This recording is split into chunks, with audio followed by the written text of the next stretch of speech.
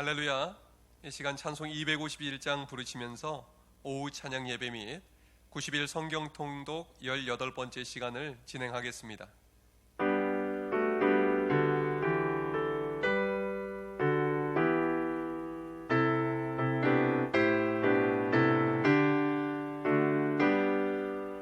놀랍다 주님의 큰 은혜, 우리의 죄를 속하시려 갈보리 십자가 위에서 어린 양 보혈을 흘렸네.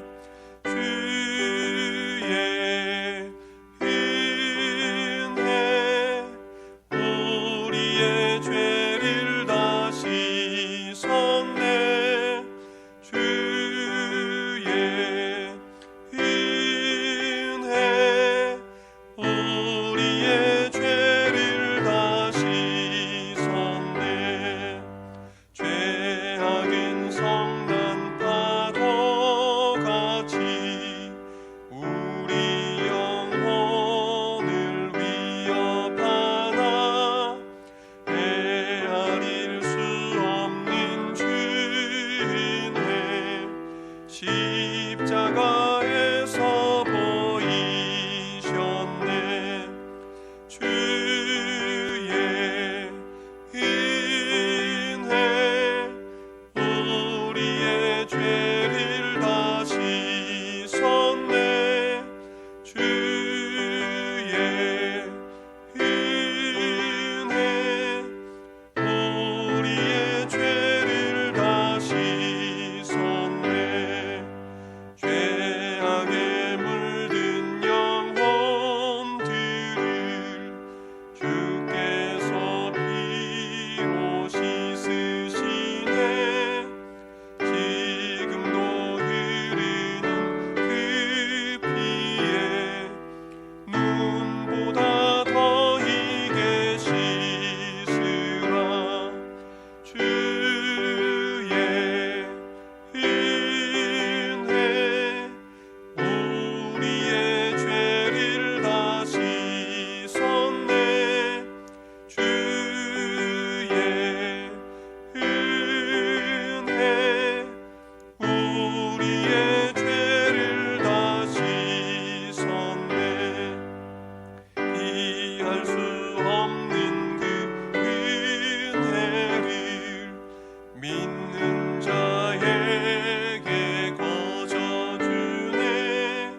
형제여 주 앞에 나와서 더 지체 말고 곧 받으라. 주의 은혜 우리의 죄를 다 씻었네. 주의 은혜 우리의 죄를 다 씻었네.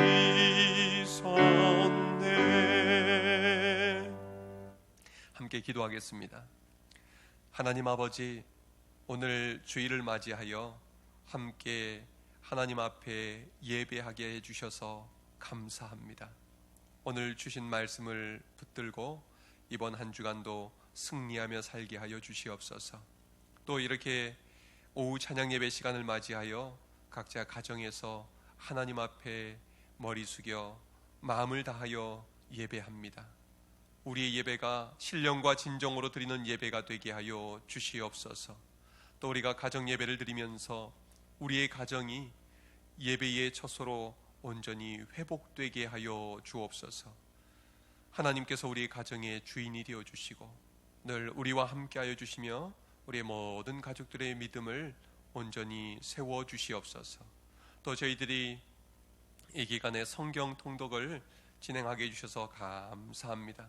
성경 통독에 참여하는 분들이나 또 함께 참여하지 않는 분들이나 하나님께서 말씀으로 채워주시고 말씀으로 힘을 부어주셔서 더욱 강건케 하여 주시옵소서.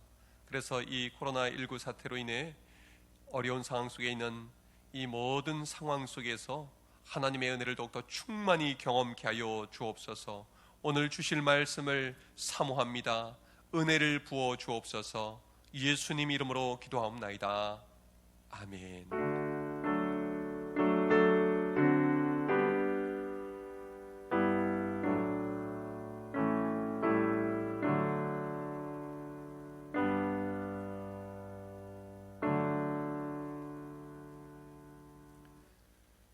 이 시간 우리에게 주신 하나님의 말씀은 사사기 16장 21절부터 31절까지의 말씀입니다. 구약 성경 390쪽입니다.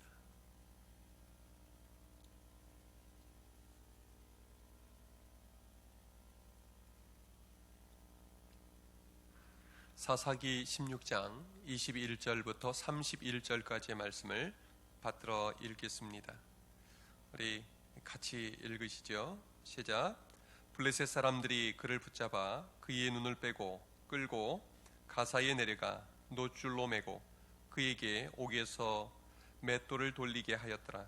그의 머리털이 밀린 후에 다시 자라기 시작하니라. 블레셋 사람의 방백들이 이르되 우리의 신이 우리 원수 삼손을 우리 손에 넘겨주었다 하고 다 모여 그들의 신 다곤에게 큰 제사를 드리고 즐거워하고 백성들도 삼손을 보았으므로 이르되 우리의 땅을 망쳐놓고 우리의 많은 사람을 죽인 원수를 우리의 신이 우리 손에 넘겨주었다 하고 자기들의 신을 찬양하며 그들이 마음이 즐거울 때에 이르되 삼손을 불러다가 우리를 위하여 제주를 부리게 하자 하고 옥에서 삼손을 불러내매 삼손이 그들을 위하여 제주를 부리니라.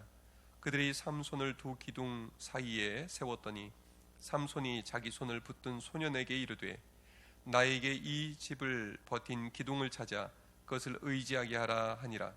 그 집에는 남녀가 가득하니 블레셋 모든 방백들도 거기에 있고 지붕에 있는 남녀도 3,000명 가량이라. 다 삼손이 제주 부리는 것을 보더라. 삼손이 여호와께 부르짖어 이르되 주 여호와여 구하옵나니 나를 생각하옵소서. 하나님이여 구하옵나니 이번만 나를 강하게 하사 나의 두 눈을 뺀 블레셋 사람에게 원수를 단번에 갚게 하옵소서 하고 삼손이 집을 버틴 두 기둥 가운데에 하나는 왼손으로 하나는 오른손으로 껴 의지하고 삼손이 이르되 블레셋 사람과 함께 죽기를 원하느라 하고 힘을 다하여 몸을 굽히매 그 집이 곧 무너져 그 안에 있는 모든 방백들과 온 백성에게 덮이니 삼손이 죽을 때에 죽인 자가 살아있을 때에 죽인 자보다 더욱 많았더라. 그의 형제와 아버지의 온 집이 다 내려가서 그의 시체를 가지고 올라가서 소라와 에스타올 사이 그의 아버지 마노안의 장지에 장사하니라. 삼손이 이스라엘의 사사로 20년 동안 지냈더라. 아멘. 할렐루야. 오늘 본문은 사사기의 말씀입니다. 오늘 성경 통독에 참여하는 분들뿐만 아니라 참여하지 않는 분들에게도 아주 중요한 내용을 다루게 될 테니까 귀를 잘 기울여 주시기 바랍니다. 오늘 살펴볼 사사기의 말씀은 이스라엘 자손들이 가나안 땅을 정복한 후의 이야기입니다. 여호와 하나님은 이스라엘 자손들이 하나님의 말씀으로 그 땅의 문화를 하나님의 나라 문화로 바꾸기를 원하셨습니다. 그러나 이스라엘 자손들은 오히려 하나님을 버리고 악을 행합니다. 바알과 아세라 신을 섬기고 음란과 물질적인 번영과 풍요에 빠지게 됩니다. 하나님은 이스라엘 자손들을 다시 돌이키시기 위해서 이방 민족들에게 이스라엘 백성들을 넘겨주십니다. 이방 민족으로 말미암아 이스라엘 백성들은 고통을 당하게 되고 나서야 하나님께 부르짖습니다. 그때마다 하나님은 사사를 세워주셔서 구원해 주셨습니다. 그러나 이스라엘 백성들은 인의 평안을 찾고 나면 이전보다 더 악행을 저질렀습니다.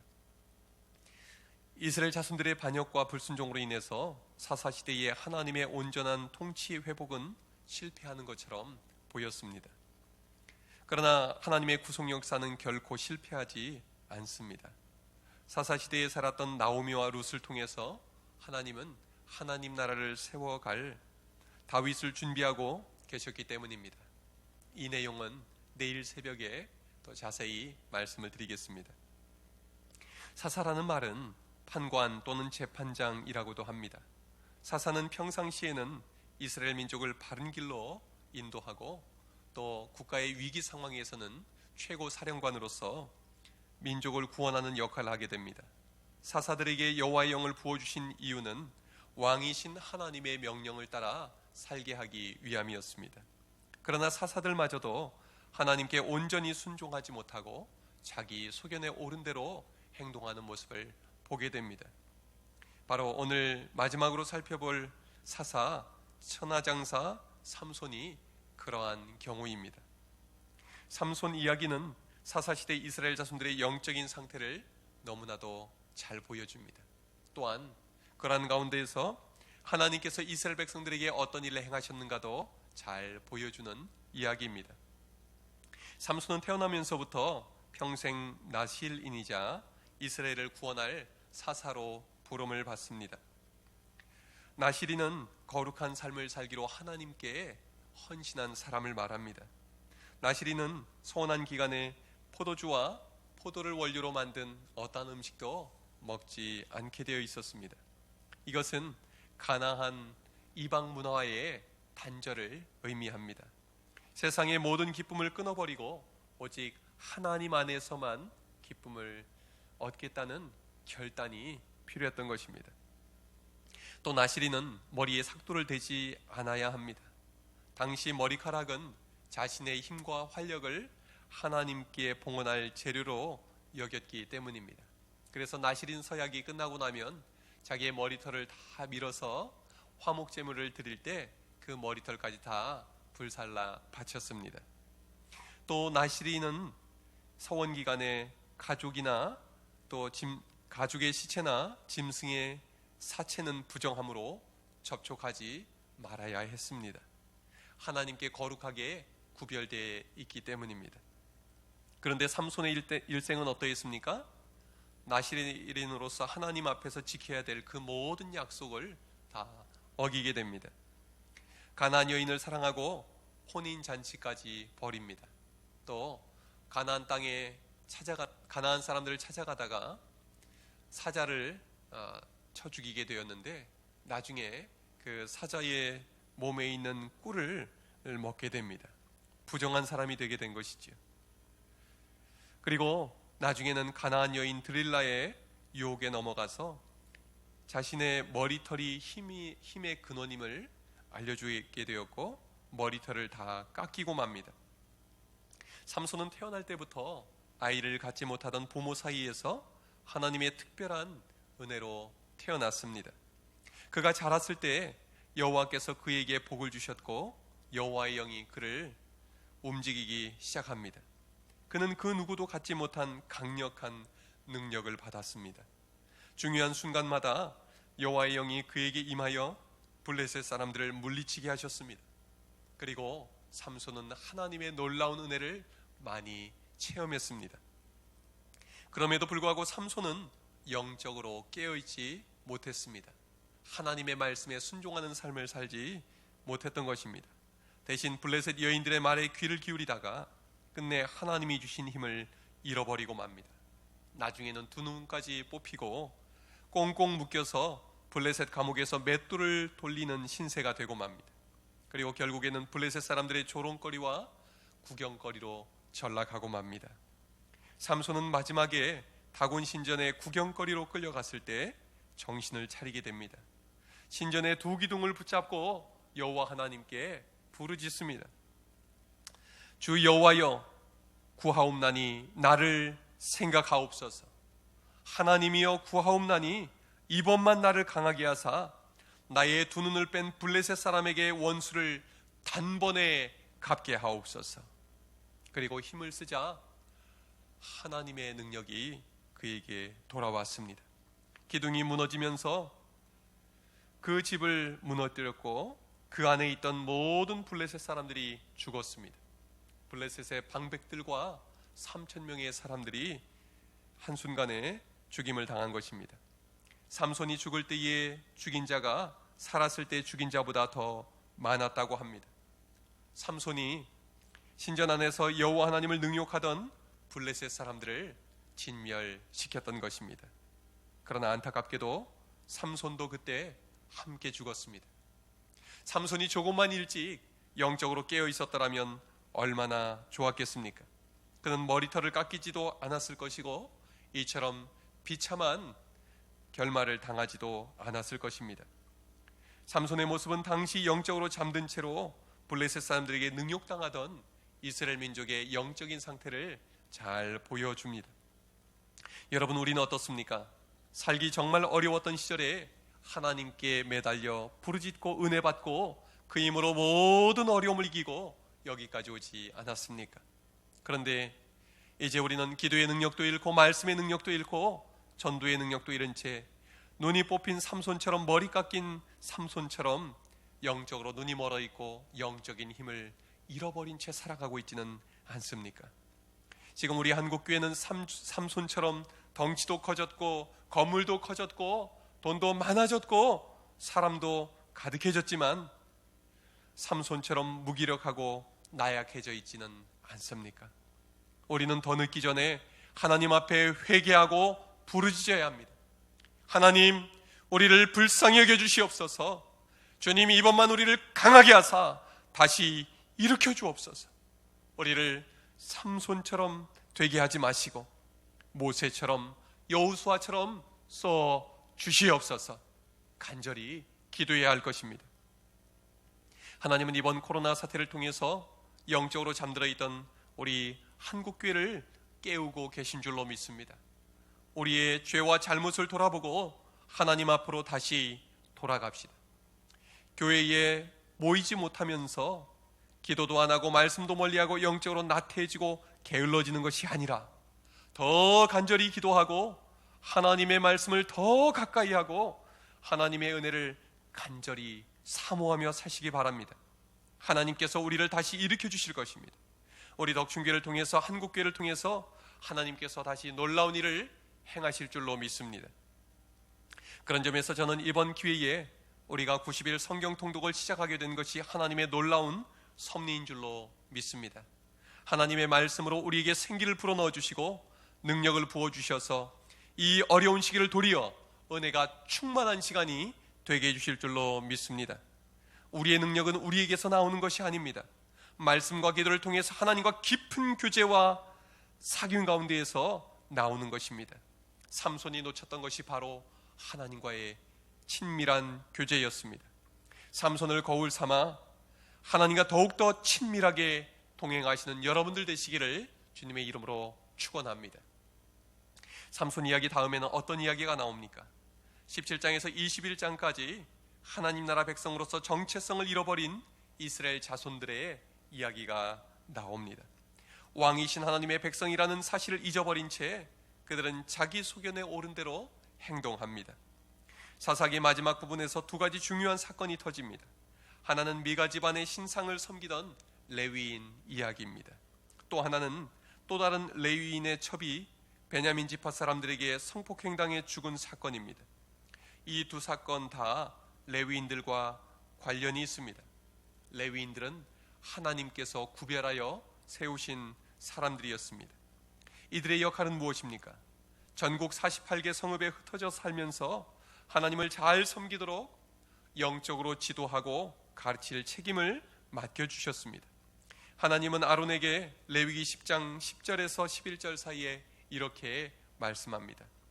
너희가 거룩하고 속된 것을 분별하며 부정하고 정한 것을 분별하고 또 나 여호와가 모세를 통하여 모든 규례를 이스라엘 자손에게 가르치리라. 그러나 레위인들이 영적으로 깨어있지 못할 때 이스라엘 자손들 전체가 영적인 어둠 속으로 깊이 빠져들게 됩니다. 그리고 가나안의 우상을 숭배하며 가나안 문화에 젖어 하나님의 말씀을 잊고 살게 됩니다. 그 결과 음란과 폐륜과 동족 상잔의 비극으로 이어집니다. 이 두 사건의 중심에 레위인들이 서 있습니다. 첫 번째 레위인은 어떤 문제가 있었습니까? 그는 먹고 살 곳을 찾아다니다가 미가 집안에서 신상을 섬기면서 먹고 살게 됩니다. 이때 레위인이 어떻게 반응을 했어야 했을까요? 그는 그릇된 신앙을 가지고 있는 미가에게 십계명을 통해 가르쳐 주었어야 합니다. 너는 나 외에는 다른 신들을 내게 두지 말라. 너를 위하여 새긴 우상을 만들지 말고 그것들에게 절하지 말며 그것들을 섬기지 말라. 그러나 이 레위인은 물질적인 욕심에 눈이 멀어 신상을 섬기며 먹고 삽니다. 나중에 단지파 사람들이 와서 더 좋은 대우를 해주겠다는 말에 미가의 신상을 훔쳐서 단지파를 따라갑니다. 그는 돈에 눈이 멀어 있었던 것입니다. 다음에는 어떤 사건이 나옵니까? 19장에서 21장에는 레위인이 맞이한 첩으로 인해 베냐민 지파가 몰살당하는 사건이 나옵니다. 성경은 아담과 하와 때로부터 일부 일처제를 말하고 있습니다. 성경대로 가르치고 성경대로 살아야 할 레위인이 첩을 들인 것 자체가 문제가 있었습니다. 이 일은 기브아 사람들의 성폭행 살인 사건으로 이어지고 레위인은 첩의 시체로 끔찍한 일을 벌입니다. 결국 이 일로 인해서 베냐민 지파와 나머지 지파 간의 전쟁이 일어나게 되고 베냐민 지파 사람들은 600명만 살아남고 모두 몰살당하게 됩니다. 그리고 베냐민 지파의 대를 이어가게 해주기 위해서 그 다음에 또 다른 비극적인 일들이 이어집니다. 이 모든 일들이 영적인 지도자 역할을 해줘야 될 레위인이 영적으로 무너져 있을 때 일어난 일들입니다. 여러분, 특별히 저와 대한민국의 목회자들을 위해서 기도해 주시기를 바랍니다. 그리고 교회에서 어른 역할을 감당해야 될 장로님들을 위해서도 기도해 주시기 바랍니다. 지도자들이 깨어나면 교회는 일어서게 됩니다. 그러나 지도자들이 영적으로 잠들어 있으면 교회는 무너지게 됩니다.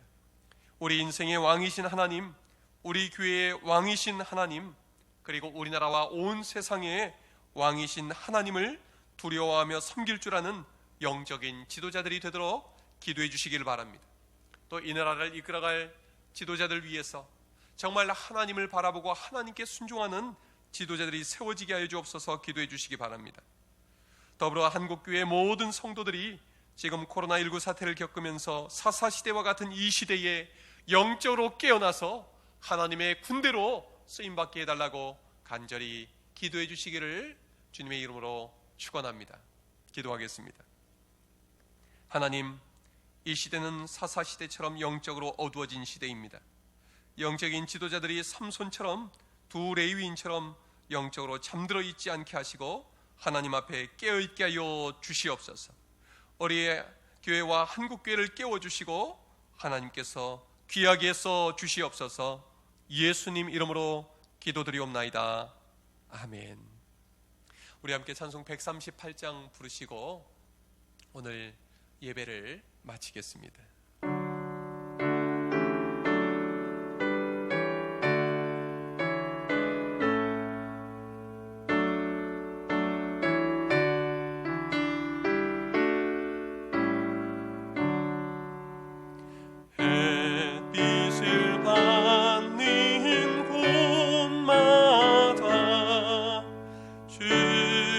예수 다스리시고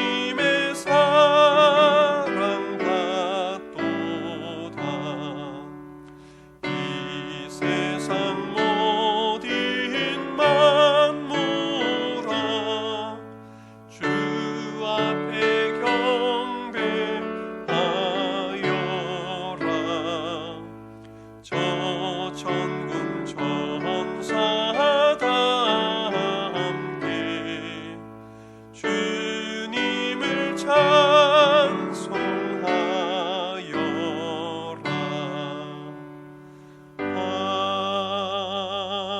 아멘. 이제는 우리 주 예수 그리스도의 은혜와 하나님 아버지의 사랑과 성령님의 교통하심이 이 시간 함께 예배하는 우리 덕sun교회 모든 식구들 위에, 그리고 이 나라와 이 민족 위에, 한국교회 위에, 세계 열방 위에 지금부터 영원까지 함께 하옵시기를 간절히 축원하옵나이다. 아멘.